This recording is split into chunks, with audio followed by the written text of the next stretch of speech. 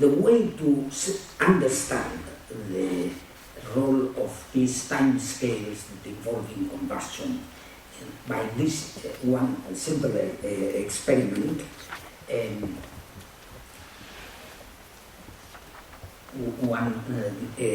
one simple flow, which is a jet diffusion flame, gaseous jet diffusion flame.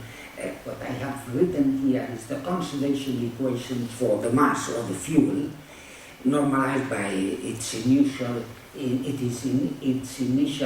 fuel mass fraction at the jet, the outlet of the jet stream, and the numbers.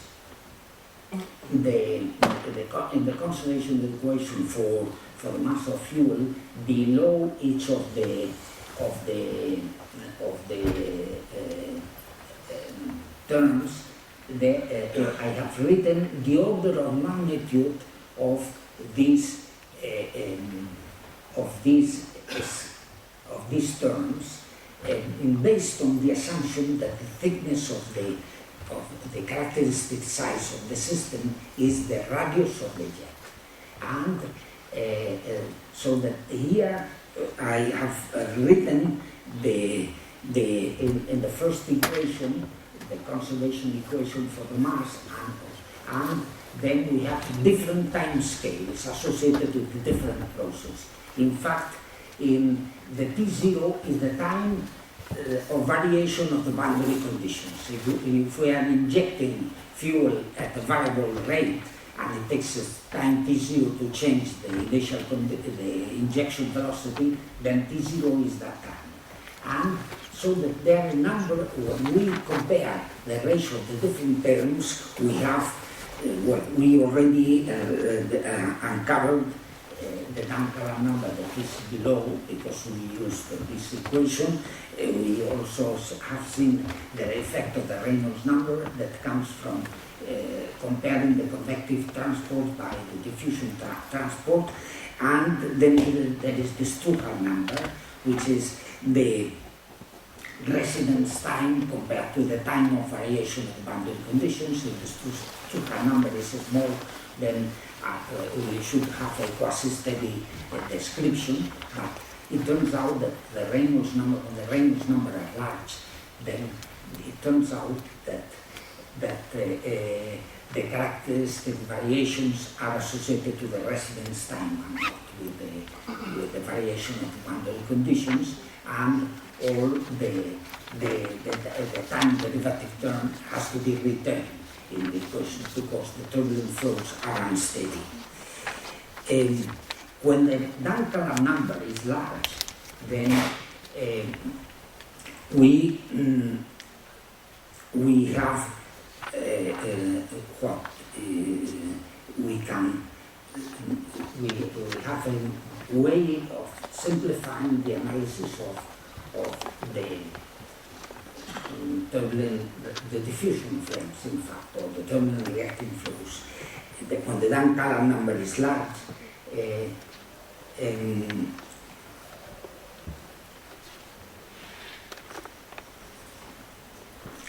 excuse me.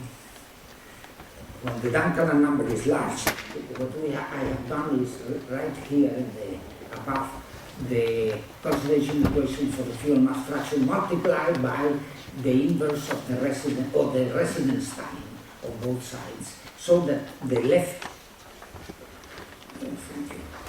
the terms in the left hand side are of order unity, and while in the right hand side we find the Duncan number. The Duncan number multiplying the products of the chemical the mass fractions of the reactants. And if this Duncan number is large, because the chemical time is short compared to the residence time, then it turns out that in first approximation we should have equilibrium flow, in the sense that the transport terms in the left hand side are negligible compared to what we have in the right hand side if the mass fractions were of order unity. But it turns out that they are not of order unity. The mass fractions are very weak to balance the transport terms that we have on the other hand side. And for that reason, but the source term is essential, is a Dirac delta function, in fact, because the chemical reaction avoids the coexistence of the fuel and oxygen. The oxygen concentration comes down towards zero at the flame sheet, and then it is zero inside of the flame sheet. Outside, on the other hand, there is no fuel, and the mass flux of fuel comes down to zero again at the flame sheet.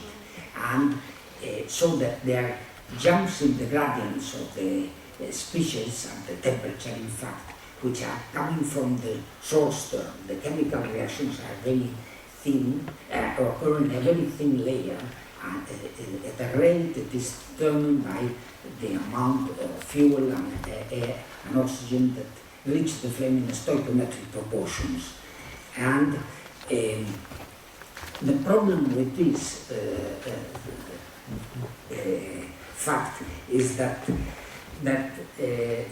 we end up with a free boundary problem, which in steady cases is not a difficult thing, but in a turbulent flow, when these velocities are fluctuating, these diffusion flames are corrugated and are fluctuating strongly, and that is why the Bookesham assumption cannot be used so directly.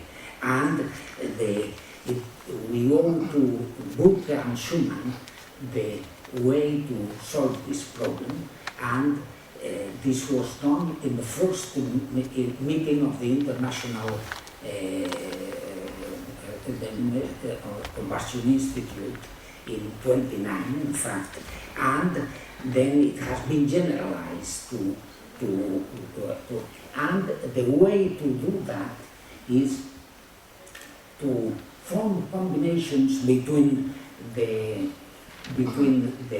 reactive, the conservation equations for the reactive species to eliminate the reaction terms, these terms that are varying in turbulent flow in a complicated way.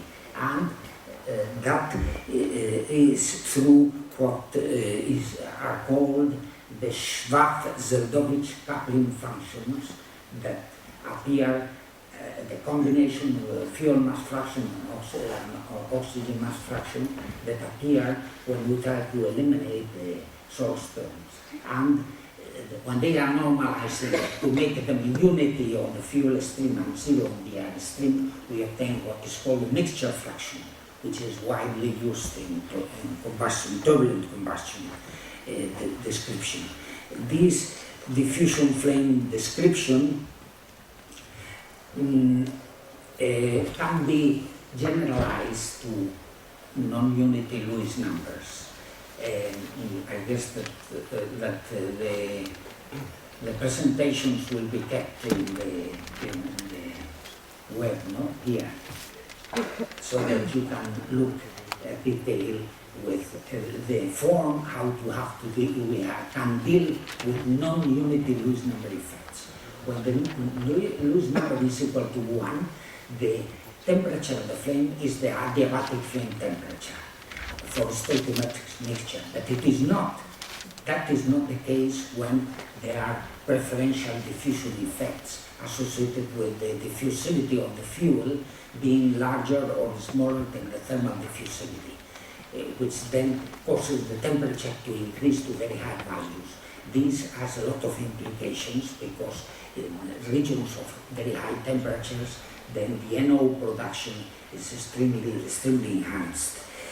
I have to stop very soon. I excuse myself for being too long, but I want to say that in the diffusion control combustion mode of combustion,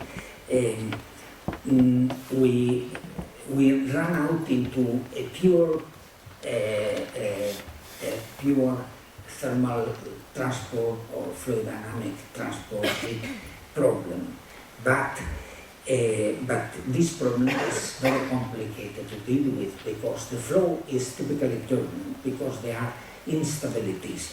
There are instabilities also in the atomization of the liquids, which are the Rayleigh instabilities, and the Helmholtz-Kelvin instabilities that appear because in large Reynolds number flows we have a thin vorticity layer that separates the fuel that is coming from the injector and the outside fuel, and these layers are unstable due to the Helmholtz-Kelvin instability, and we found out not so long ago that after the instability they begin to grow and pair. They generate vortices that pair, and this is in fact an experiment that was